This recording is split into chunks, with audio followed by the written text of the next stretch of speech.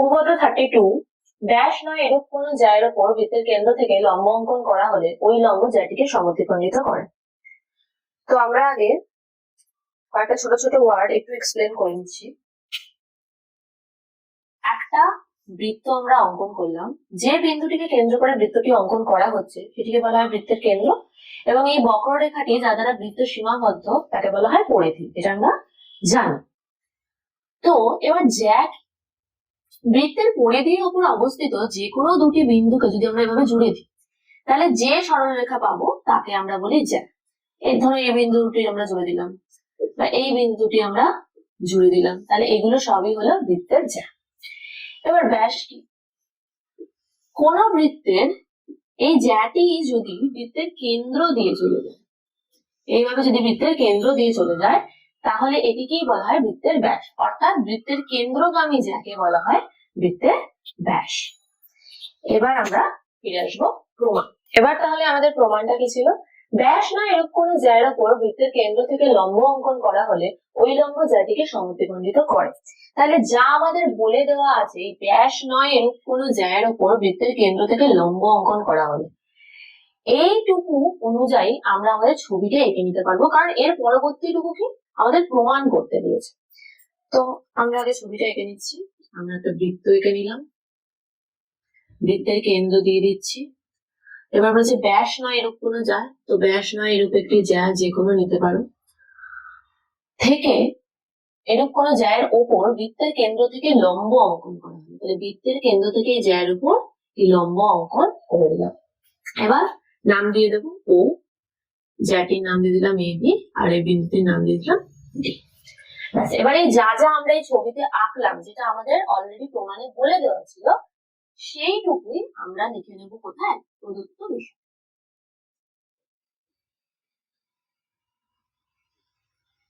এবার প্রদত্ত বিষয়তে একটা জিনিস মনে রাখবে, যদি উপপাদ্যের স্টেটমেন্টের মধ্যে কোনো নাম দেওয়া না থাকে, তাহলে তো আমাদের নিজেদেরকে একটা নিজেদের মতো নাম দিয়ে দিতে হয়, যেমন ও এ বি নামগুলো আমরা নিজেদের থেকে দিয়েছি।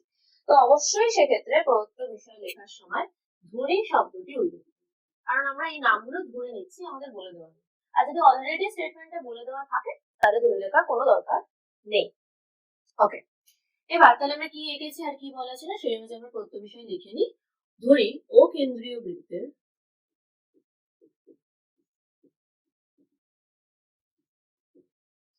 এবি হলো ড্যাশ নয় এরূপ একটি জ্যা,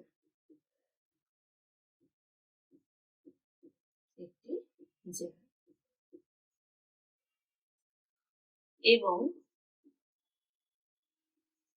ওডি এবি এর উপর লম্ব। এটুকু আমাদের বলা ছিল, এটুকু আমরা এঁকেছি, যতটুকু এঁকেছি ততটুকু আমরা প্রদত্ত বিষয়তে লিখে নেব। এরপর নেক্সট টপিক কি আসবে? প্রামাণ্য বিষয়। প্রামাণ্য বিষয় মানে কি? যা আমাদের প্রমাণ করতে হবে। দেখো, প্রদত্ত বিষয়তে যেটুকু আঁকতে এবং লিখতে হয়েছিল তার পরের স্টেটমেন্টটুকুই আমাদের দেওয়া থাকে প্রামাণ্য বিষয়। কি বলা হচ্ছে? করা হলে ওই লম্ব জ্যাটিকে সমদ্বিখণ্ডিত করে, অর্থাৎ এই ওডি লম্বটি এবি জ্যাকে সমদ্বিখণ্ডিত করবে, এটাই আমাদের প্রুফ করতে হবে। আর এবি জ্যাকে সমদ্বিখণ্ডিত কখন করবে? যদি এডি সমান সমান বিডি হয়, অর্থাৎ এডি সমান সমান বিডি যদি আমরা প্রমাণ করে দিই তাহলেই আমাদের উপপাদ্যটা প্রমাণ হয়ে যাবে। তাহলে আমাদের প্রামাণ্য বিষয় কি হবে? ওডি এবি জ্যাকে সমদ্বিখণ্ডিত করে, অর্থাৎ এডি সমান সমান, এই হয়ে গেল আমাদের প্রামাণ্য বিষয়। নেক্সট আমাদের একটা টপিক চলে আসবে অঙ্কন। এই অঙ্কন কিন্তু সমস্ত প্রমাণে আসে না। কোন ক্ষেত্রে অঙ্কন আসে? যে প্রমাণগুলোর ক্ষেত্রে যতটুকু আমাদের স্টেটমেন্টে বলা আছে তার অনুযায়ী আমরা ছবি এঁকেছি, কিন্তু এই ছবিটুকু প্রমাণটা করার জন্য এনাফ নয়। এই প্রমাণটা করার জন্য আমাদের আরো কিছু এক্সট্রা এই ছবিটার মধ্যে অ্যাড করতে হবে। তো সেই এক্সট্রা যেটুকু আমরা অ্যাড করবো সেটাই আমাদের চলে আসবে অঙ্কন টপিকে। কিন্তু সব প্রমাণে এটার দরকার পড়ে না, কিছু কিছু প্রমাণ যেগুলোতে অঙ্কনের দরকার পড়ে না, অর্থাৎ কিছু নতুন আঁকতে হয় না, সেগুলোতে আমরা ডিরেক্ট কি করবো, প্রামাণ্য বিষয়ের উপর প্রমাণে চলে আসবো। কিন্তু এক্ষেত্রে আমাদের এক্সট্রা আঁকতে হচ্ছে। এক্ষেত্রে কি আঁকবো, এই ও আর এ বিন্দু আমরা যুক্ত করে দেবো, আর ও আর বি বিন্দু আমরা যুক্ত করে দেব। এই অঙ্কনটুকু আমাদের জাস্ট একটু মনে রাখতে হবে যে এই প্রমাণটার ক্ষেত্রে আমরা কি অঙ্কন করেছিলাম। বাকি পুরোটা তোমরা নিজেদের থেকেই করতে পারবে, কোনো কিছু মুখস্থ বা মনে রাখার দরকার নেই। তাহলে আবার অঙ্কনে কি লিখবো, আমরা যেটুকু আমরা করেছি সেটুকু লিখবো। ও এ এবং ও বি বিন্দু যুক্ত করা হলো, ও এ এবং ও বি বিন্দু যুক্ত করা হলো। তাহলে আমাদের প্রদত্ত বিষয় প্রামাণ্য বিষয় অঙ্কন হয়ে গেছে। এবার আমরা চলে আসবো প্রমাণে।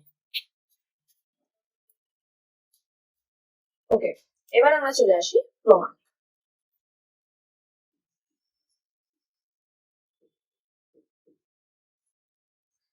প্রমাণ করার জন্য আমরা কি করব, সবসময় কোনো উপপাদ্যের প্রমাণ কিভাবে করা হবে এটার একটা বেসিক স্ট্রাকচার মাথার মধ্যে আগে সাজিয়ে নেবে। যেমন কি এই প্রমাণটা দেখো, আমাদের প্রমাণ করতে হবে এডি সমান সমান বিডি। তাহলে আমাদের কাছে একটা ওএডি ত্রিভুজ আছে আর একটা ওবিডি ত্রিভুজ আছে। এই ত্রিভুজ দুটোকে যদি আমরা কোনোভাবে সর্বসম দেখাতে পারি, কারণ সর্বসম ত্রিভুজের কি হয়, সর্বসম ত্রিভুজের একই দেখতে বাহু এবং কোণগুলো পরস্পর সমান হয়। তো আমরা যদি কোনোভাবে এই দুটো ত্রিভুজকে সর্বসম দেখাতে পারি, তাহলেই আমাদের এডি সমান সমান বিডি প্রমাণ হয়ে যাবে। আমাদের টার্গেট এটাই। এবার দেখো, তাহলে আমরা কি কি নিয়ে নেব, ত্রিভুজ ওএডি, ও ত্রিভুজ ও বি ডি এর কি কি সমান আমরা এখানে দেখাতে পাচ্ছি। এক্ষেত্রে আমরা দেখাতে পাচ্ছি ও এ সমান সমান ওবি। কেন, ও এ আর ওবি দেখো এই একই বৃত্তের, এটাও একটা ব্যাসার্ধ, এটাই একটা ব্যাসার্ধ। তো প্রথম পয়েন্ট আমাদের হয়ে যাচ্ছে ও এ সমান সমান ওবি। অবশ্যই ব্র্যাকেটে যেহেতু দিয়ে লজিকটা লিখে দেবে, যে কারণটা কি, যেহেতু একই বৃত্তের ব্যাসার্ধ। এই হয়। এরপর আমরা নেক্সট আর কি সমান দেখাতে পাচ্ছি, দেখো ওডি হলো একটি সাধারণ বাহু, মানে ওডি বাহুটা এই ত্রিভুজেরও বাহু এবং এই ত্রিভুজেরও বাহু, অর্থাৎ ওডি এরও যা ওরও তাই। এটাকে বলে ইংলিশে যেটা বলে কমন, আর বাংলায় আমরা বলি সাধারণ। তো ওডি হলো দুটি ত্রিভুজেরই সাধারণ বাহু। তো নেক্সট আমরা লিখে দিলাম ওডি সাধারণ বাহু। এবং আমাদের থার্ড পয়েন্ট কি, দেখো এটা আমরা কি অঙ্কন করেছিলাম, ওডিটা কি ছিল, এবি এর উপর লম্ব ছিল। লম্ব হলে বিপরীত পাশের কোণ দুটি কি হয়, 90 ডিগ্রি হয়, অর্থাৎ এই কোণ দুটিও দুটি ত্রিভুজের সমান। তাহলে কোণ ওডিএ ইকুয়াল টু কোণ ও ডিবি সমান সমান এক সমকোণ, তাই তো, প্রত্যেকটি একটি সমকোণ। যেহেতু, এক্ষেত্রেও ব্র্যাকেটে লজিক লিখে দাও, যেহেতু কি লজিক, ওডি লম্ব অফ এবি, আমরা প্রদত্ত বিষয়তেই দেখেছি। তাহলে দেখো আমরা তিনটে পয়েন্ট পেয়ে গেছি। আমরা দুটো ত্রিভুজের বাহু সমান দেখিয়ে দিয়েছি, আরেকটা বাহু সমান দেখিয়ে দিয়েছি এবং আরেকটি কোণ সমান দেখিয়ে দিয়েছি। তো সর্বসমতার কোন সূত্র অনুযায়ী ত্রিভুজ দুটো সর্বসম হয়ে গেল, বাহু কোণ বাহু, S A S, side angle side. তো এবার আমরা লিখে দেবো, সুতরাং ত্রিভুজ ও এডি সর্বসম, এটা হলো সর্বসমের চিহ্ন, ত্রিভুজ ও বিডি ব্র্যাকেটে এস এ এস সূত্রানুযায়ী।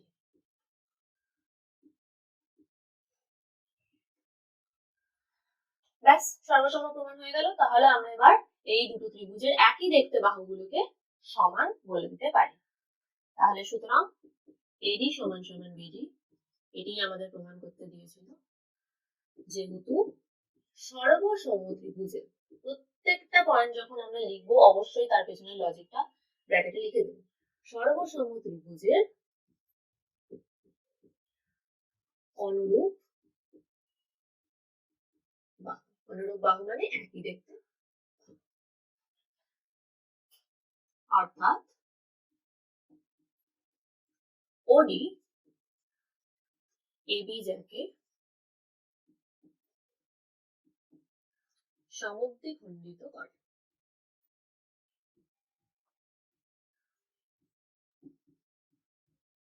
প্রমাণ।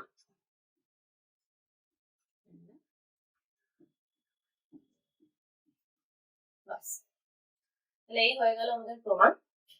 তোমাদের যদি সর্বসমতা সংক্রান্ত কোনো ডাউট থাকে তোমরা আমাকে জিজ্ঞাসা করতে পারো, আমি অবশ্যই চেষ্টা করবো নেক্সট কোনো ভিডিওতে সেই ডাউট ক্লিয়ার করে দেওয়ার। এই হয়ে গেল আমাদের প্রমাণ। তো আমি শ্রীপর্ণা, আমার এটাই উদ্দেশ্য যে তোমাদের সামনে অঙ্ক সংক্রান্ত বিভিন্ন ভিডিও তুলে ধরার, তোমরা যাতে অঙ্ককে ভয় না পাও, বুঝে করো, সেই বিষয়টাকে যাতে আমি এনশিওর করতে পারি, তাই আমি বিভিন্ন ভিডিও তোমাদের সামনে তুলে ধরতে চাই। তো আমার চ্যানেলটিকে প্লিজ সাবস্ক্রাইব করে দিও যাতে আমি আরো নতুন নতুন ভিডিও তোমাদের সামনে নিয়ে আসার উৎসাহ পাই। বেল আইকনটি প্রেস করে দিও, লাইক করে দিও, আর বন্ধুদের সাথে শেয়ার করে দিও। আর তোমাদের যদি এই যেটি আমি করালাম, যে অভিজ্ঞতাটা যে করালাম, তার থেকে কোনো ডাউট থেকে থাকে বা অন্য কোনো টপিক তোমরা চাও যে আমি ভালো করে বোঝাই, ভালো করে কভার করি, তাহলে তোমরা আমাকে নিচের কমেন্ট সেকশনে অবশ্যই কমেন্ট করবে। আমি তোমাদের সমস্ত প্রশ্নের উত্তর দেবো এবং চেষ্টা করবো তোমরা যেসব টপিক চাও আমি কভার করি সেগুলো নিয়ে নতুন ভিডিও নিয়ে আসা। Thank you.